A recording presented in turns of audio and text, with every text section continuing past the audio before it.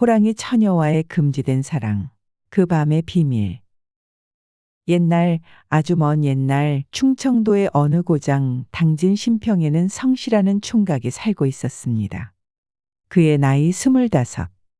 장가를 가야 할 때가 되었지만 짝을 찾지 못한 그는 하루도 빠짐없이 절에 탑을 돌며 부처님께 좋은 인연을 달라고 기도했습니다. 성씨는 무려 100일 동안 정성을 다해 탑을 돌았습니다.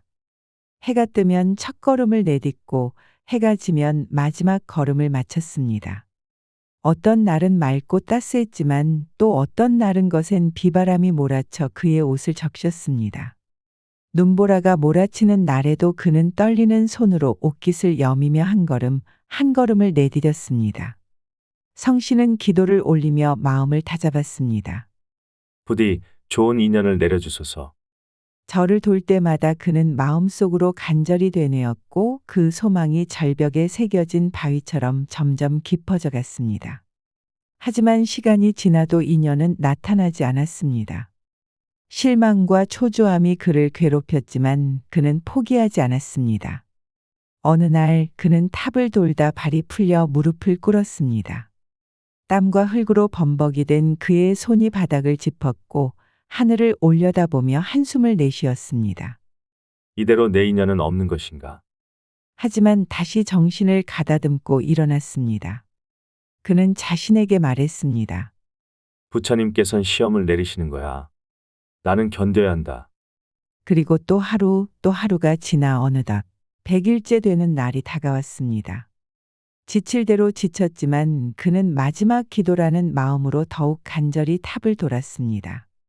그런데 그때 그의 시선 앞에 환한 달빛처럼 빛나는 한 여인이 보였습니다.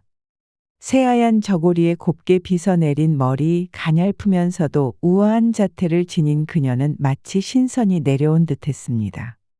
성씨는 그녀를 향해 다가갔습니다.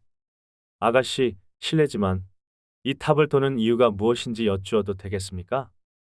전 큰 죄를 지었습니다. 그 죄를 씻고자 이 탑을 돌고 있습니다. 죄를 지었다고요? 무슨 죄길래 이렇게 아름다운 분이? 그건 말할 수 없습니다.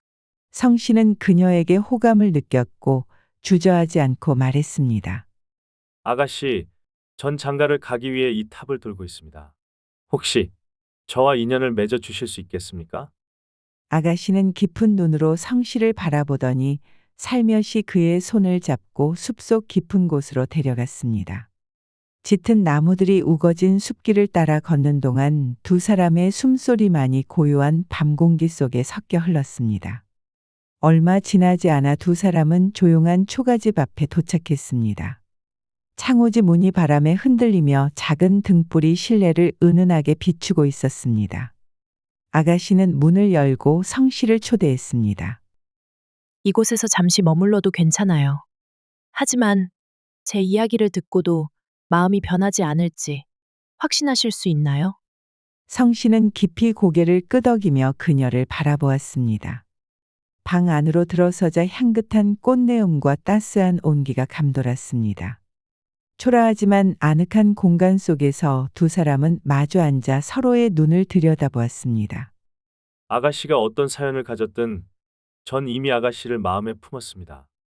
그녀의 눈동자는 흔들리고 있었고 성씨는 손을 내밀어 그녀의 손등을 살며시 감쌌습니다.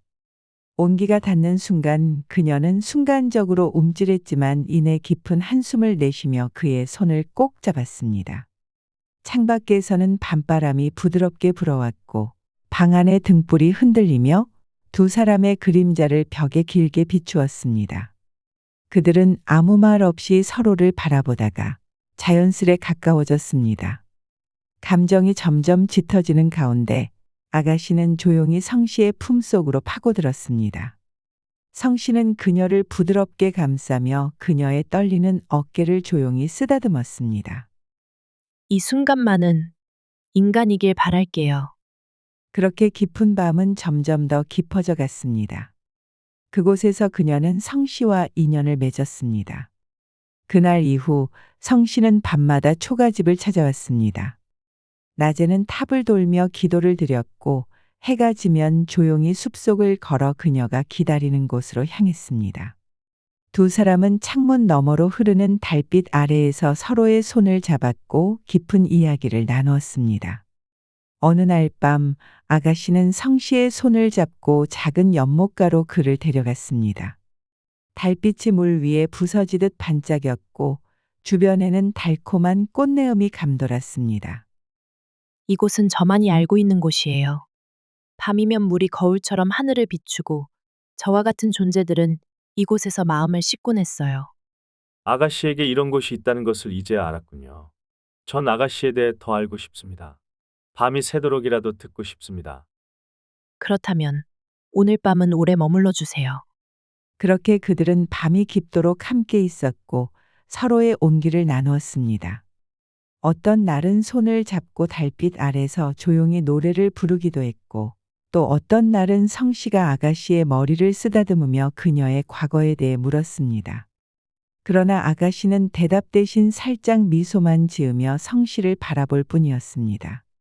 그러나 그들의 행복한 밤들은 오래 지속될 수 없었습니다.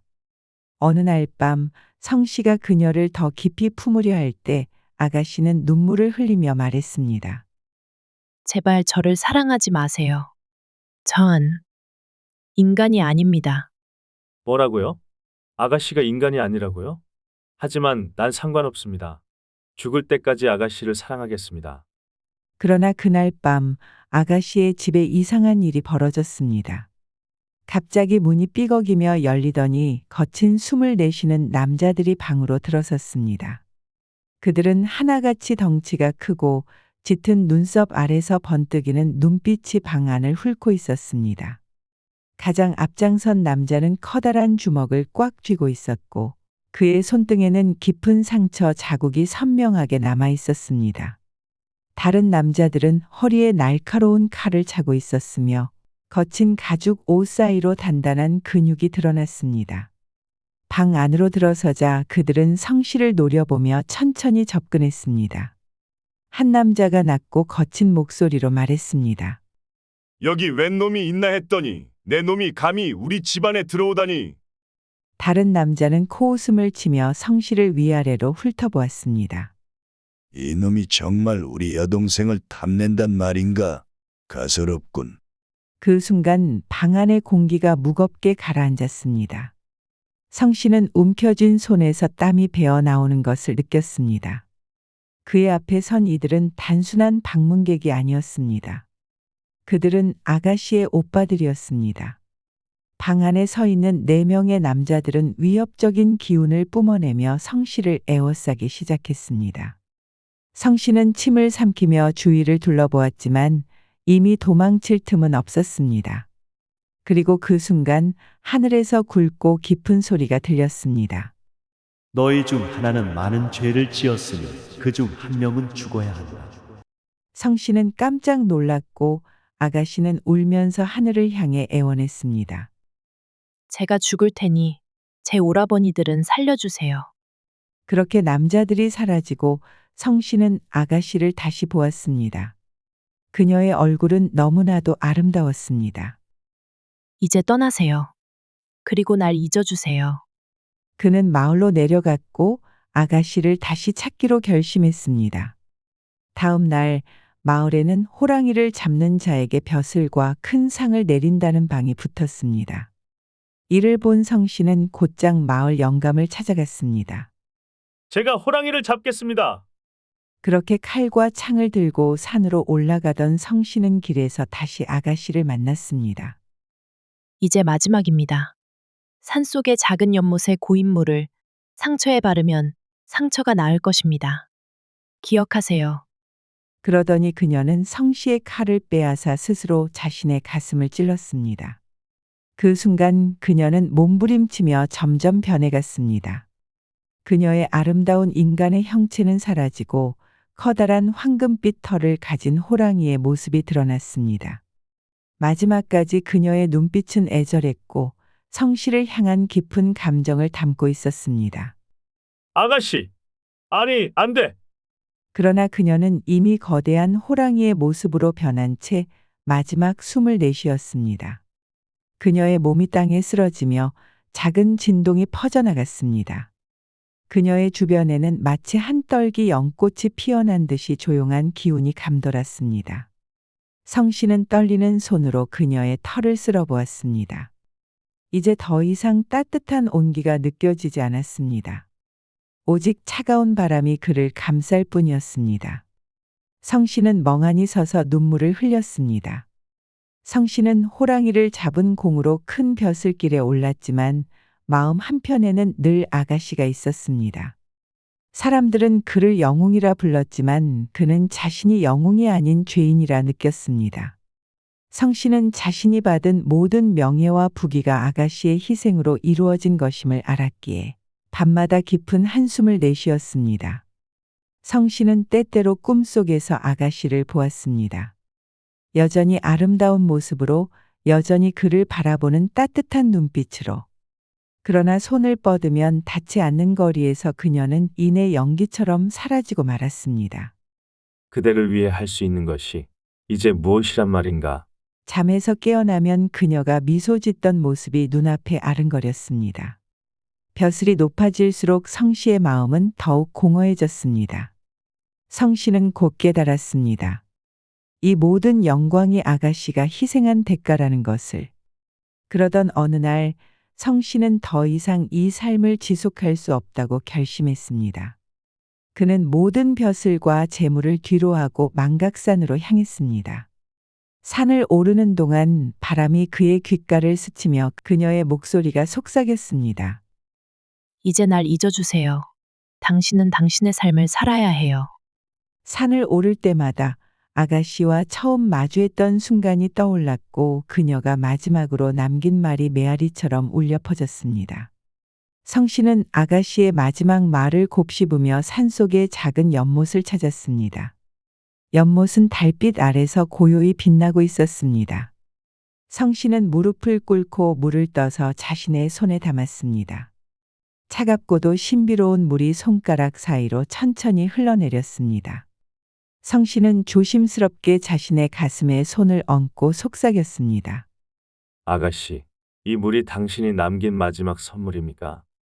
성씨는 조심스럽게 자신의 팔에 난 상처 위로 물을 흘렸습니다. 기이하게도 물이 닿자마자 따끔하던 상처가 서서히 아물어갔습니다. 그는 놀라 손으로 상처를 만져보았고 눈을 크게 떴습니다. 정말 아가씨의 말이 사실이었구나. 성씨는 손바닥에 담긴 물을 다시 한번 들여다보며 깊이 한숨을 내쉬었습니다. 이 물이 단순한 약수가 아니라 아가씨의 간절한 속죄와 사랑이 담긴 신비로운 물이라는 것을 깨달았습니다. 그 순간 바람이 불며 연못의 수면이 흔들렸습니다. 물결 속에서 아가씨의 얼굴이 아련하게 비쳤고 그녀가 미소 짓는 듯했습니다. 성씨는 손을 뻗었지만 그녀의 모습은 곧 물결에 사라지고 말았습니다. 아가씨, 당신은 끝까지 저를 보호해 주었군요. 그날 이후 성씨는 이 연못을 망각년이라 부르며 그녀의 희생을 잊지 않기로 마음먹었습니다. 그리고 그는 그녀를 기리기 위해 망각산에 절을 짓기로 결심했습니다. 절을 짓는 과정은 성씨에게 또 하나의 속죄의 길이었습니다. 바위산을 깎아 터를 닦고 손수 흙을 반죽하며 기둥을 세웠습니다. 뙤약볕 아래서도 비바람이 몰아치는 날에도 그는 멈추지 않았습니다. 그의 손바닥은 거칠어졌고 온몸은 먼지와 땀으로 얼룩졌지만 그는 아랑곳하지 않았습니다. 절이 서서히 형태를 갖춰갈 때마다 성씨는 그녀를 떠올렸습니다. 그녀와 함께했던 밤, 그녀의 따뜻한 손길, 그녀가 마지막으로 남긴 미소까지도 생생했습니다. 그는 목재 하나하나의 정성을 담아 다듬으며 속으로 중얼거렸습니다. 이곳이 그녀의 안식처가 될 수 있을까? 그녀의 넋이 편히 머물 곳이 될까? 몇 년의 시간이 흘렀을까? 마침내 절이 완성되었습니다. 성씨는 절의 이름을 망각제라고 지었습니다. 그녀의 아픔은 달래주기 위해 그렇게 이름을 붙였습니다. 그는 절을 세운 후에도 매일 새벽마다 탑을 돌며 그녀의 넋을 위로했습니다. 그러던 어느 날 한 스님이 망각제를 찾아와 조용히 그에게 말을 걸었습니다. 이곳에서 기도하시는 모습을 보니 아직도 그녀를 잊지 못하셨군요. 성씨는 고개를 끄덕였습니다. 스님은 한숨을 쉬며 부드럽게 미소 지었습니다.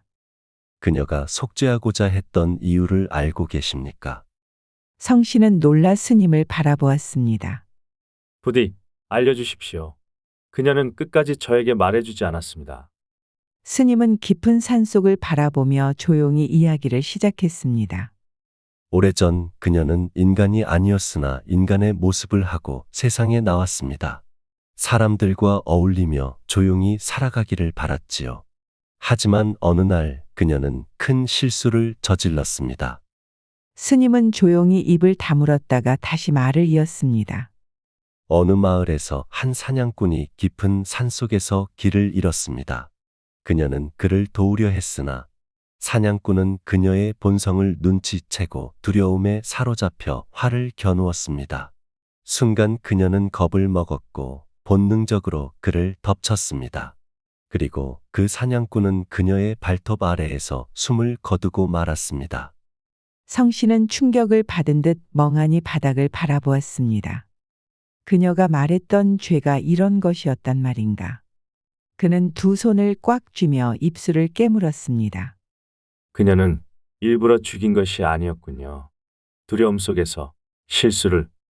스님은 조용히 고개를 끄덕였습니다. 그녀는 자신의 죄를 씻기 위해 부처님께 기도하며 절을 돌았습니다. 다시는 인간 세상에 위협이 되지 않도록 오직 속죄의 삶을 살기로 결심한 것이지요. 그러나 결국 그녀의 삶은 또 다른 희생으로 끝이 났습니다. 성씨는 그 자리에 주저앉아 눈을 감았습니다. 그는 하늘을 올려다보며 나지막이 중얼거렸습니다. 이제야 알겠소. 그녀가 지고 있던 그 무거운 짐을. 성씨는 그 이야기를 알게 된 후 절 마당 한편에 작은 비석을 세웠습니다. 그 비석에는 이렇게 새겨져 있었습니다. 사랑하되 묶어두지 말고 기억하되 슬퍼하지 마라. 영원한 인연은 마음속에 있다. 훗날 그 절은 신흥사로 불리게 되었습니다. 그 이후로 신흥사에 방문한 사람들은 그 비석을 어루만지며 마음속 소원을 빌었다고 합니다. 시간이 지나며 마을 사람들 사이에서는 이 절과 관련된 전설이 퍼지기 시작했습니다. 간절한 마음으로 그 비석 앞에서 기도하면 잊고 싶었던 슬픔은 사라지고 간직하고 싶었던 사랑은 더욱 깊어진다고 합니다. 어떤 이는 말했습니다. 신흥사에 가면 사랑을 이루지 못한 혼이 머문다. 또 어떤 이는 속삭였습니다. 그곳에서 기도하면 잊고 싶은 기억을 잊을 수 있지만 간절한 사랑은 더욱 선명해진다. 달 밝은 밤이면 신흥사의 절 마당에 아름다운 여인의 그림자가 나타난다고 합니다. 그녀는 서늘한 밤바람에 흩날리며 절을 한 바퀴 돌고 이내 사라진다고 합니다. 그것을 본 이들은 모두 그녀가 바로 성씨가 사랑했던 호랑이 처녀라고 믿었습니다. 그 사랑이 너무나도 깊었기에 세월이 지나도 그 흔적은 사라지지 않았습니다. 이처럼 신흥사는 단순한 절이 아닌 한 남자의 지극한 사랑과 슬픔을 품은 곳으로 전해지며 오늘날까지도 사람들의 기억 속에 남아 있습니다.